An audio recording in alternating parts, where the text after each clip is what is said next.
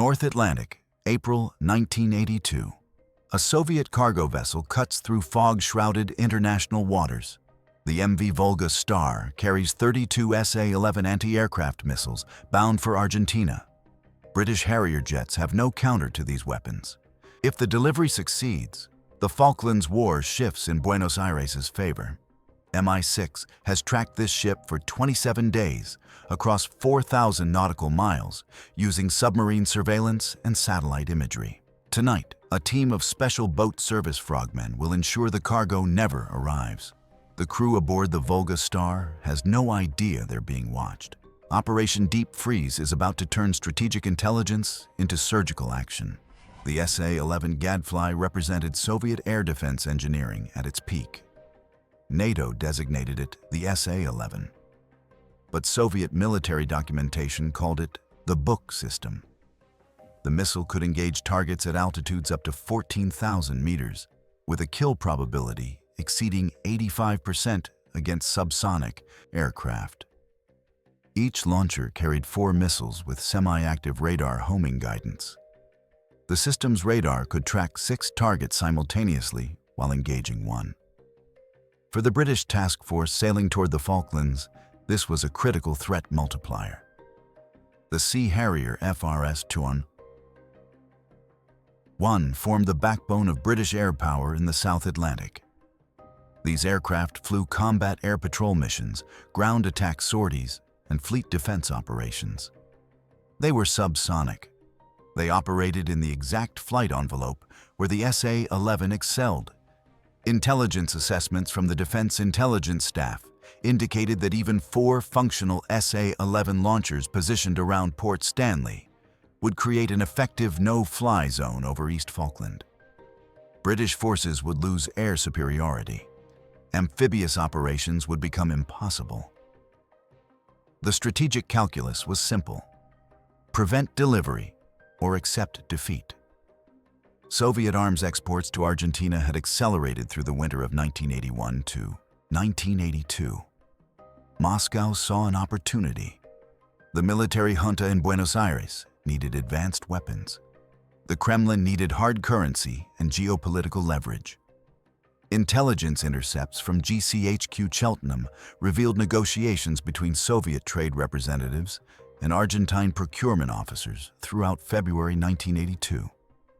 The discussions centered on air defense systems. Satellite reconnaissance identified unusual activity at the Sevma shipyard in Severodvinsk during the first week of March. A cargo vessel was being loaded under heightened security protocols. The MV Volga Star had operated as a standard commercial freighter for 7 years. Built in Poland in 1975, the vessel measured 132 meters in length with a deadweight tonnage of 8,500. Ship registry documents listed it as owned by Morflau, the Soviet merchant marine. The vessel typically transported industrial equipment between Baltic ports and African nations. This voyage was different. GCHQ Signals Intelligence detected encrypted communications between the ship's captain and Soviet Naval Intelligence Headquarters in Moscow on March 19th. The encryption pattern matched protocols used for sensitive military cargo transport. Conventional surveillance methods couldn't penetrate the ship's cargo holds without alerting the crew. Satellite thermal imaging showed heat signatures consistent with climate-controlled storage, suggesting sensitive electronics. Human intelligence from a source inside the Murmansk Port Authority confirmed the cargo manifest had been classified by GRU, Soviet military intelligence. The source reported seeing wooden crates marked with Cyrillic text indicating surface-to-air missile components. By March 23rd, MI6 assessed with high confidence that the Volga Star carried multiple SA-11 systems destined for Argentina. British intelligence faced a compressed timeline. The Volga Star departed Murmansk on March 25, 1982. Naval analysis estimated a transit time of 23 to 26 days to reach Buenos Aires via the Denmark Strait and then south through the Atlantic. The British task force wouldn't sail from Portsmouth until April 5th. If the missiles reached Argentina before British forces established a blockade, the weapons could be deployed inland beyond the range of naval gunfire. The window for interdiction was narrow. Authorization to plan direct action came from the Joint Intelligence Committee on March 27th. MI6 designated the planning framework as Operation Deep Freeze, employing what the service called maritime denial doctrine. The logic was straightforward. Deny the adversary a strategic capability by removing it from the battlefield before deployment becomes possible. This doctrine had governed British naval intelligence operations since the Second World War. The principle dated to Operation Source in 1943, when X-craft midget submarines attacked the German battleship Tirpitz in Norwegian waters. Silent approach, precise placement of explosives, strategic impact disproportionate to force employed. The operational obstacles were formidable. First, the Volga Star maintained commercial shipping routes through international waters where military action constituted an act of war. Any operation required absolute deniability. Second, the ship's crew numbered 28 experienced Soviet merchant seamen who would notice unusual activity. Third, the North Atlantic in early April presented hostile environmental conditions with water temperatures averaging 4 degrees Celsius and frequent storms reducing visibility to 0. Fourth, Soviet naval intelligence maintained surveillance of their own cargo vessels through periodic check-ins and position reports. A missed communication would trigger an investigation. Planners identified one tactical advantage. The Denmark Strait between Iceland and Greenland created a geographic choke point. All commercial traffic from Murmansk to the South Atlantic passed through this corridor. The strait's depth averaged 600 meters, ideal for submarine operations. British submarines operated continuously in these waters as part of NATO's Standing Naval Force Atlantic. HMS Conqueror, a Churchill-class nuclear attack submarine, was already on patrol in the region. The vessel could shadow the Volga Star without surfacing, tracking the cargo ship's acoustic signature while remaining undetected. Despite these challenges, planners identified their opportunity. The Denmark Strait experienced frequent fog banks in April due to the meeting of cold Arctic air with warmer Atlantic currents. Meteorological analysis predicted a high-probability fog event between April 17th and April 22nd. Dense fog would reduce visibility to less than 100 meters, creating perfect conditions for close approach by small craft. The CAT Special Boat Service maintained teams trained specifically for maritime sabotage operations. These operatives could place limpet mines on a ship's hull while the vessel remained underway, provided sea state remained below force 4 on the Beaufort scale. Within 14 days, all elements would be in position. But first, the intelligence picture needed confirmation that the Volga Star would maintain its projected course through the Denmark Strait, rather than divert to an alternative route around the Faroe Islands. The operation would require 8 operatives from the Special Boat Service's Maritime Counter-Terrorism Squadron. These men trained in Scottish waters where conditions mirrored the North Atlantic environment. Their skill set included combat diving in near-freezing water, underwater demolitions, and ship hull attachment techniques. The team leader had conducted similar operations during exercises against Royal Navy vessels, but never against a hostile target at sea. Training, simulations could replicate the technical challenge. They couldn't replicate the psychological weight of potentially killing merchant seamen. During mission planning sessions in late March, the team leader experienced what SBS psychologists termed objective dissociation. The mental separation required to view human beings as tactical problems. Standard operational procedure treated the Volga Star's crew as non-combatants who would be given warning to abandon ship. But limpet mines placed on a moving vessel's hull didn't allow for controlled detonation timing. Ocean currents, hull vibration, and temperature fluctuations all affected the magnetic fuses. If the charges detonated while the crew remained aboard, the operation would become a massacre rather than sabotage. In the post-mission psychological screening framework, assessors noted this distinction preoccupied the team lead throughout the planning phase. He requested and received confirmation that civilian evacuation remained the priority, even if it compromised operational security. But the mission continued. Soviet merchant marine personnel operated under strict protocols established by Morflot regulations. Intercepted communications from April 2nd revealed the Volga Star's captain discussing his daughter's upcoming wedding scheduled for May 12th in Murmansk. Signals intelligence analysts noted nothing operationally relevant in the conversation. The captain mentioned saving money from this voyage to purchase furniture for her new apartment. He expressed concern about being away during the final wedding preparations. When the operation concluded 3 weeks later, this captain would spend 6 hours in a life raft in 4-degree water before rescue by an Icelandic fishing vessel. The wedding occurred as scheduled. He attended with severe frostbite damage to 3 fingers on his left hand. The cargo itself represented months of labor by Soviet weapons engineers. The SA-11 systems loaded aboard. The Volga Star had been manufactured at the Ulyanovsk mechanical plant between November 1981 and February 1982.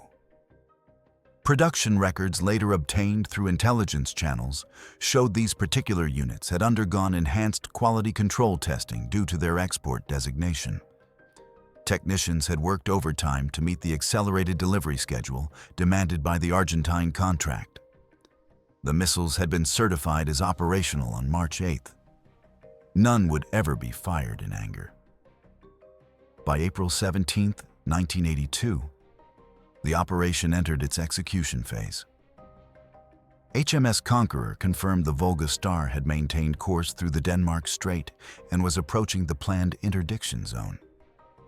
Meteorological satellites detected the predicted fog bank forming over the target area. The window was 48 hours. If weather conditions deteriorated beyond that time frame, the ship would pass beyond the operational range of the SBS team and continue unopposed to Argentina.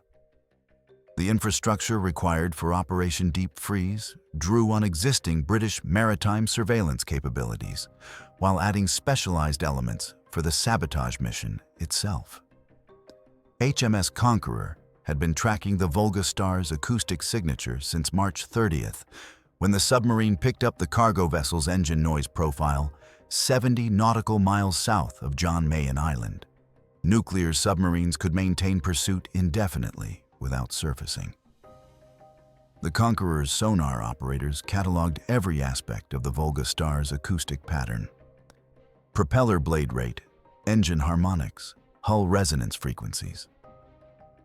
This signature allowed tracking even in the heavy sea traffic common to North Atlantic shipping lanes. Satellite reconnaissance came from 2 sources. First, American KH-11 reconnaissance satellites provided optical imagery through an intelligence sharing arrangement formalized in the UK-USA agreement. These satellites passed over the North Atlantic twice daily with resolution sufficient to identify individual cargo containers on deck. Second, British Skynet military communication satellites relayed encrypted position reports from HMS Conqueror to Northwood headquarters every 6 hours. The combination created a continuous intelligence picture of the target vessel's movement. Communication protocols followed strict operational security procedures designated as Strap 3, limiting access to fewer than 40 individuals across the intelligence community. The SBS team received mission briefings verbally without written documentation. Radio communications would occur only in emergency, using one-time cipher pads pre-distributed to team members. HMS Conqueror maintained radio silence, except for scheduled position reports transmitted in burst mode, lasting less than 2 seconds. The communication architecture assumed Soviet signals intelligence could intercept any transmission, so message content remained deliberately vague even when encrypted.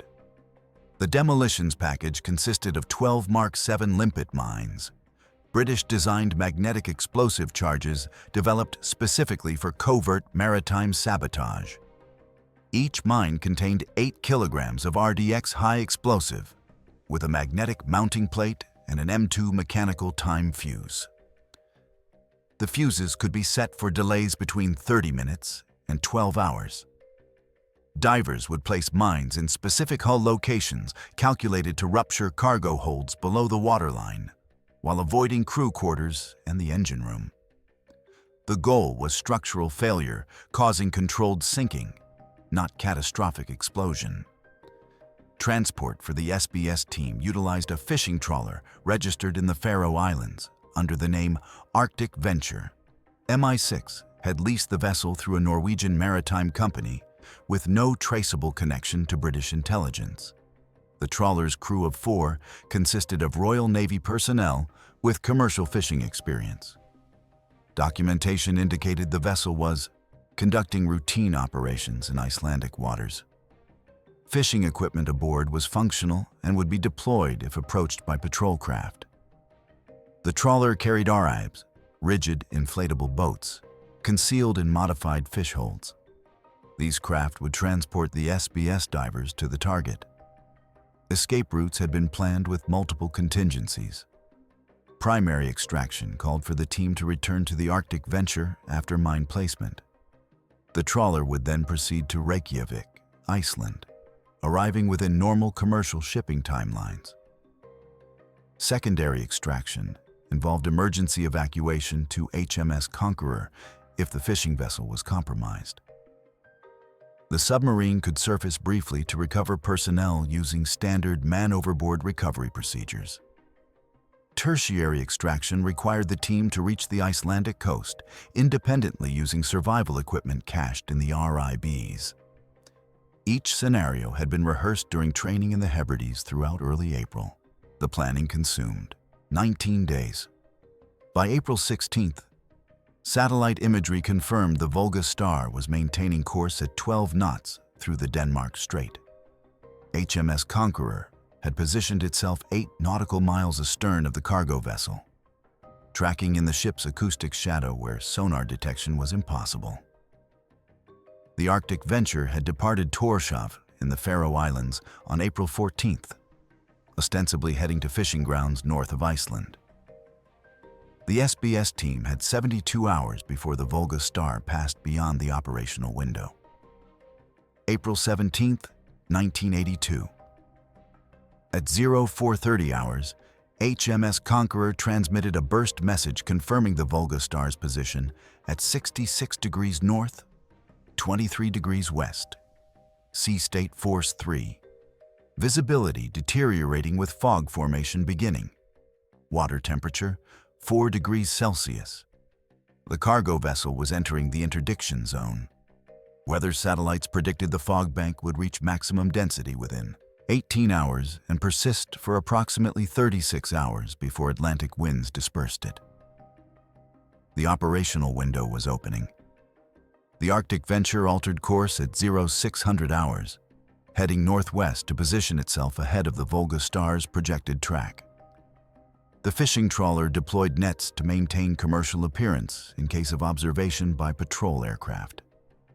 Soviet Il-38 maritime reconnaissance planes operated from bases in the Kola Peninsula, though their range barely reached this far south into the Denmark Strait. Still, operational security demanded the Arctic Venture present as authentic fishing activity. Crew members maintained normal work routines on deck, while the SBS team remained in the below-deck compartments conducting final equipment checks. Over the next 12 hours, the fog thickened as predicted. By 1800 hours on April 17th, visibility had dropped to 200 meters. Radar aboard the Volga Star showed multiple fishing vessels in the area, typical for these waters during the spring season. The Arctic venture appeared as one contact among 7 other trawlers working the grounds. Nothing distinguished the British vessel from legitimate commercial traffic.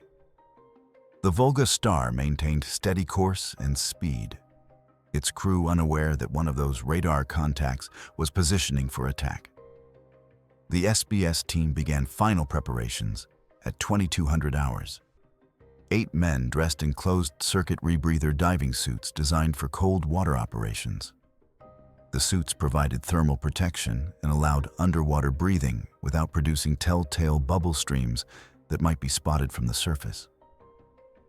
Each diver carried 2 limpet mines in waterproof bags attached to their equipment harness.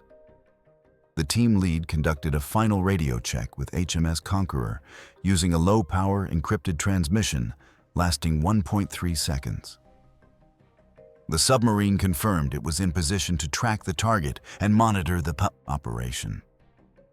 At 0100 hours on April 18th, the Arctic venture reached its calculated intercept position.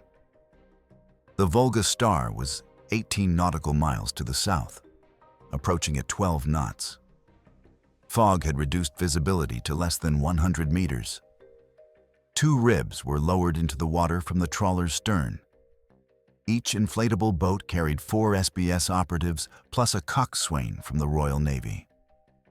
The boat's engines were specially modified for reduced acoustic signature, but they would run at low throttle regardless to minimize noise. The plan called for the RIBs to position themselves 1 nautical mile ahead of the Volga Star's track and wait for the cargo ship to close the distance. The approach phase required precise timing. The RIBs moved through the fog at 8 knots, navigating by GPS coordinates updated every 30 seconds from handheld receivers. No lights were visible. The boats ran blacked out with operators using night vision equipment to avoid collision, with ice fragments floating in the current. Temperature had dropped to -2 degrees Celsius. Wind speed measured 15 knots from the northwest. These conditions pushed the operational limits, but they remained within acceptable parameters for the mission. By 0230 hours, both RIBs had reached their holding position. Engines were cut. The boats drifted silently in the fog, rising and falling with the Atlantic swell. Divers could hear the approaching throb of the Volga Star's diesel engines transmitted through the water. The sound grew steadily louder. HMS Conqueror, tracking on sonar 8 miles away, confirmed the cargo vessel was maintaining course directly toward the RIB's position. Elapsed time to contact: 12 minutes. What the Volga Star's crew didn't know was that every aspect of their vessel's movement had been cataloged and predicted for the past 3 weeks. The ship's captain followed standard merchant marine procedures, maintaining steady heading through the fog while radar operators monitored for collision hazards. The watch officer noted fishing vessels in the area, but saw nothing unusual. Merchant ships and fishing boats shared these waters routinely. The radar screen showed the Arctic venture 12 miles to the northwest, moving in what appeared to be a trawling pattern. The 2 RIBs, constructed with minimal radar reflective materials and sitting low in the water, didn't register as distinct contacts. They were invisible. At 0242 hours, the Volga Star emerged from the fog bank approximately 800 meters from the RIB's position. The cargo ship's running lights were visible as red and green navigation markers cutting through the mist. The ship's bow wave created a phosphorescent glow in the dark water. RIB coxswains started engines and began moving to parallel the cargo vessel's course, matching speed while maintaining a standoff distance of 400 meters. This was the most dangerous phase. If lookouts aboard the Volga Star spotted the boats and became suspicious, the operation would abort. The SBS team would scatter into the fog and the cargo ship would continue to Argentina. Nothing happened. The Volga Star maintained course. No searchlights swept the water. No radio challenges were transmitted. The ship's crew remained unaware. At 02:55 hours, both RIBs accelerated to match the cargo vessel's 12-knot speed and began closing the distance. The boats approached from astern on the starboard quarter, using the Volga Star's own acoustic signature to mask the sound of their engines. By 0300 hours, the RIBs were positioned 20 meters from the cargo ship's hull, running parallel in the vessel's wake turbulence. The SBS divers entered the water in pairs, rolling backward from the RIBs into the 4-degree ocean. Each diver carried 90 kilograms of equipment, including mines, tools, and emergency gear. The closed-circuit rebreathers allowed them to breathe without creating bubbles. Thermal suits provided limited protection against the cold, but extended exposure would lead to hypothermia within 40 minutes. The divers had 35 minutes to complete mine placement and return to the RIBs. After that, cold water would degrade fine motor skills and coherent thought would become difficult. 4 divers submerged and swam toward the Volga Star's hull, while the remaining 4 prepared the second wave of mine placement. Underwater visibility was 0. Navigation relied on compass bearings and counting fin kicks to measure distance. The divers could feel the pressure wave from the cargo ship's propeller, creating turbulence in the water. They could hear the massive diesel engines vibrating through the hull. Each diver carried a waterproof slate with diagrams showing exact mine placement locations calculated to ensure the ship would sink without catastrophic explosion. The goal was structural failure, not mass casualties. The first diver reached the hull at 0307 hours. He activated the magnetic plate on his limpet mine and placed it against the steel hull 18 meters forward of the engine room, below the waterline at a depth of 6 meters. The mine attached with an audible click transmitted through the water. The diver set the M2 mechanical fuse for a 4-hour delay, providing time for the team to extract and for the Volga Star's crew to detect problems and abandon ship. 3 more mines were placed along the starboard side at intervals calculated by naval architects to compromise the hull's structural integrity. Each placement took approximately 3 minutes. The divers worked with practiced efficiency honed through months of training.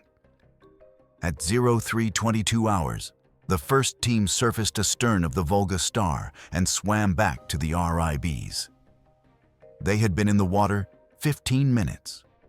Core body temperature had dropped but remained within operational limits.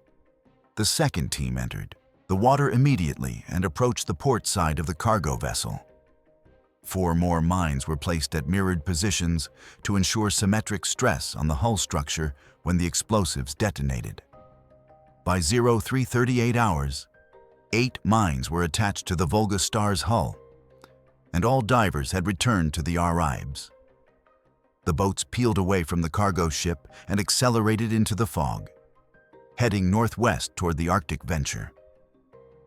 The Volga Star continued southward, still unaware. Aboard the cargo vessel, the watch officer noted the time in the ship's log: 0340 hours.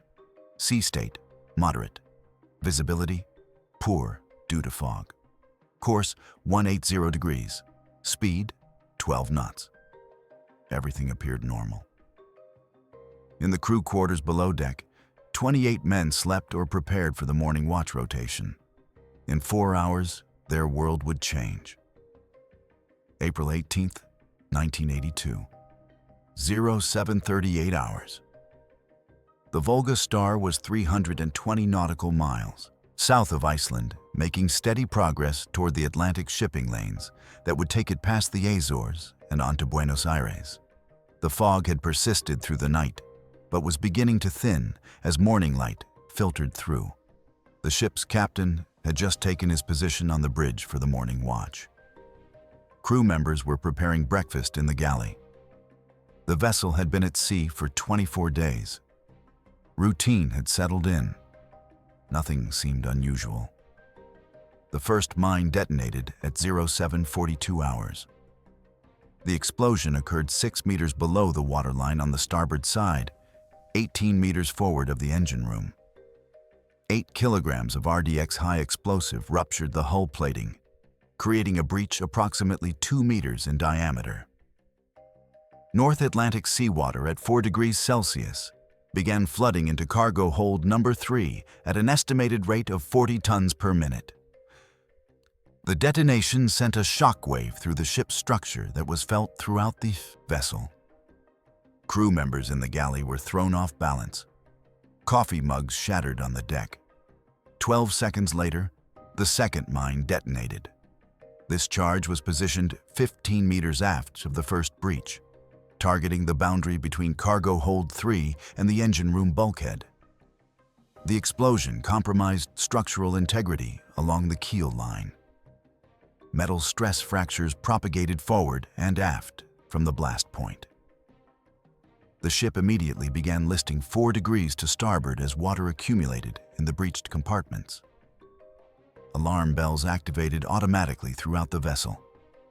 The third mine exploded at 0743 hours. The fourth followed 8 seconds later. Both charges detonated on the port side, creating symmetric breaches that prevented the ship from listing to one side and potentially capsizing immediately. The engineering was precise. 4 separate hull breaches below the waterline, each positioned to ensure maximum water ingress while avoiding the crew quarters and bridge. The Volga Star was taking on water at an estimated rate of 120 tons per minute. The ship displaced 8,500 tons fully loaded. Naval architecture calculations indicated it would sink within 40 to 50 minutes. The captain reacted according to Soviet merchant marine emergency protocols.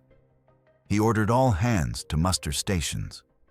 The engineering officer reported catastrophic flooding in multiple compartments with no possibility of damage control. Pumps couldn't handle the water volume. The list was increasing. The captain transmitted a distress signal at 0745 hours. Mayday, mayday, mayday. This is MV Volga Star, position 64 degrees north, 2 degrees west. We are taking on water. Multiple hull breaches. Abandoning ship. The transmission repeated 3 times before the captain ordered the radio operator to join the evacuation. Crew members moved to the lifeboat stations. The Volga Star carried 2 enclosed lifeboats, each rated for 20 persons. The ship's complement was 28, so both boats would be needed. Launching lifeboats from a listing vessel in Atlantic swell conditions presented significant danger. Davits could malfunction. Boats could strike the hull during descent. Training exercises had prepared the crew for this scenario, but theory differed from reality. The ship was listing 11 degrees to port now and increasing. Deck plates were slippery with spray and fog condensation. The port lifeboat launched successfully at 0753 hours. 14 crew members were aboard. The starboard boat proved more difficult. As the list increased, the davits jammed partially extended. Crew members worked frantically to free the mechanism while the ship settled deeper into the water. The list had reached 18 degrees. Walking on deck required holding onto railings. Equipment not secured to the deck began sliding toward the low side. At 07:58 hours, the starboard lifeboat broke free and hit the water hard, but remained intact. The remaining 14 crew members climbed down cargo nets to reach the boat. By 0800 hours, both lifeboats had cleared the sinking ship and were pulling away under diesel power. The crew watched as the Volga Star continued its death spiral. The cargo vessel's bow was rising as the stern settled. Water had flooded the engine room and all aft compartments. The ship's list had increased to 25 degrees. In the cargo holds, 32 SA-11 anti-aircraft missile systems, still in their shipping crates, were sliding toward the breached hull sections and tumbling into the North Atlantic. The Volga Star capsized at 0814 hours. The ship rolled to port, hung inverted for approximately 90 seconds, then began its final descent. The stern went down first, followed by the amidship section, and finally the bow lifted clear of the water before sliding beneath the surface. Total elapsed time from first detonation to complete sinking, 32 minutes. The depth at this position measured 420 meters. The wreck would settle on the North Atlantic seafloor in water too deep for salvage operations. The cargo, strategic weapons that could have altered the course of the Falklands War, was permanently denied to Argentina. While the Volga Star had been sinking, the Arctic venture was 90 nautical miles to the northwest, running with full fishing nets deployed. The SBS team had transferred from the RIBs back to the trawler at 0400 hours, nearly 4 hours before the mines detonated. Equipment had been stripped and stowed. Diving suits had been cleaned of any forensic evidence. The RIBs had been deflated and concealed again in the modified fish holds. By the time the Volga Star transmitted its Mayday signal, the Arctic venture appeared to be exactly what its documentation claimed: a Faroes fishing trawler working the grounds north of Iceland. HMS Conqueror monitored the entire sequence on sonar. The submarine's acoustic operators recorded each detonation and tracked the progressive flooding signatures as compartments filled with seawater. The submarine's captain noted the timeline in his private log, but transmitted no communications. Radio silence would be maintained until HMS Conqueror returned to Faslane Naval Base in Scotland 3 weeks later. The crew aboard the submarine understood they had participated in a covert action that would never be publicly acknowledged. The log entries would be classified at Strap 3 level, accessible only to intelligence personnel with specific clearance. The Icelandic Coast Guard vessel Tyr responded to the Volga Star's Mayday transmission, arriving on scene at 0945 hours. The crew found 2 lifeboats with 28 survivors. All Soviet crew members were alive, though several showed signs of hypothermia from exposure to cold air and water. Spray. The Icelandic vessel recovered all survivors and transported them to Reykjavik, arriving at 1400 hours on April 18th. Soviet embassy officials met the crew at the port. Arrangements were made for medical treatment and eventual repatriation to Murmansk. The Soviet merchant marine captain filed his official report with Morflot authorities on April 20th. He described the incident as catastrophic structural failure, possibly due to metal fatigue or undetected corrosion. The sudden nature of multiple hull breaches suggested pre-existing weaknesses in the ship's construction. No mention was made of any suspicious activity prior to the sinking. The captain had no reason to suspect sabotage. Merchant vessels occasionally suffered structural failures at sea. The Volga Star had been operational for 7 years. The North Atlantic environment was particularly harsh on hull integrity. The explanation seemed plausible to investigators reviewing the report in Moscow. What the captain didn't mention, because he didn't know, was that his ship had been under continuous surveillance for 24 days. Every course change had been tracked. Every radio transmission had been intercepted. The timing of the sinking had been calculated to occur in international waters beyond territorial jurisdiction. The precision of the mine placement had ensured the crew would have time to evacuate safely while guaranteeing the cargo would be destroyed. The operation had achieved its objective with 0 casualties. For the operatives involved, this distinction mattered. They had neutralized a strategic threat without killing merchant seamen. The moral calculation remained uncomfortable, but at least it wasn't murder. By April 19th, Soviet naval intelligence in Moscow understood the Volga Star had been lost with its cargo. Initial reports from the surviving crew suggested structural failure, but GRU analysts reviewing the timeline noted several anomalies. The ship had passed its most recent hull integrity inspection in February, with no significant deficiencies. Multiple simultaneous breaches below the waterline were unusual for corrosion-based failure. The timing, occurring just as the vessel approached the mid-Atlantic position where interception would be most difficult to attribute, seemed suspicious. Intelligence officers examined the wreck coordinates. Water depth at the site measured 420 meters, too deep for practical salvage operations with available Soviet equipment. The cargo would remain on the sea floor. Any investigation would rely entirely on crew testimony and technical analysis rather than physical evidence. Every lead ended in ambiguity, suggesting a level of operational sophistication beyond typical maritime sabotage. GRU concluded that British intelligence had probably conducted the operation, but proof was impossible to obtain.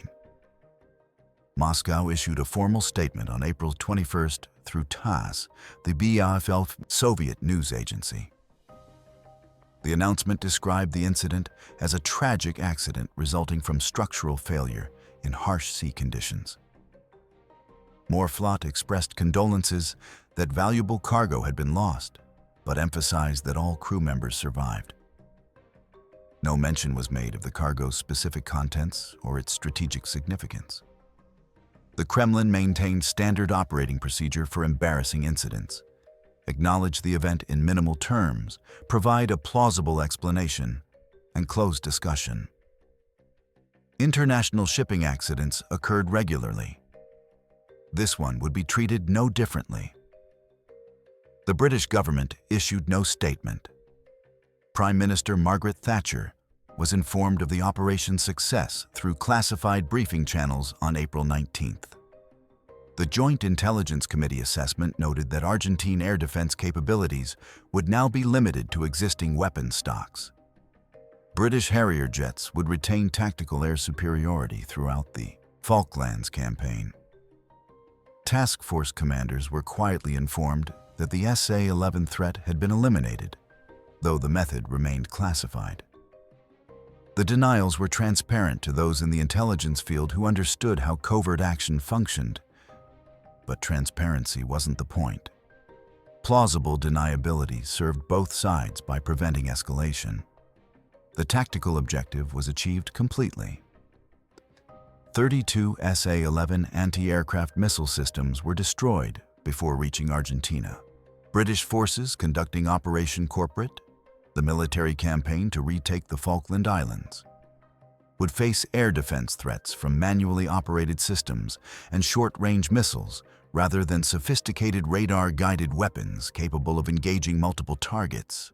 The Sea Harrier fleet maintained air superiority throughout the conflict.